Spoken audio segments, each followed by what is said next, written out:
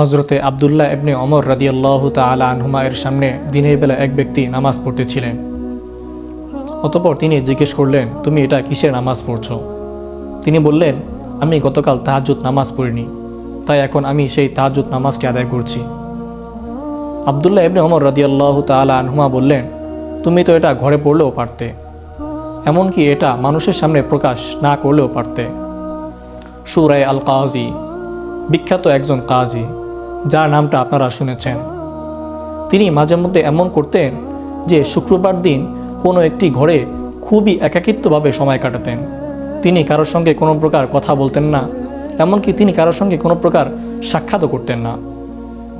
একবার মসজিদের ভিতরে একটি লোক খুব ভীষণভাবে কান্না করছিল, এমনকি সজোরে কান্না করেছিল, হয়তোবা আল্লাহর ভয়ে কান্না করেছিলেন।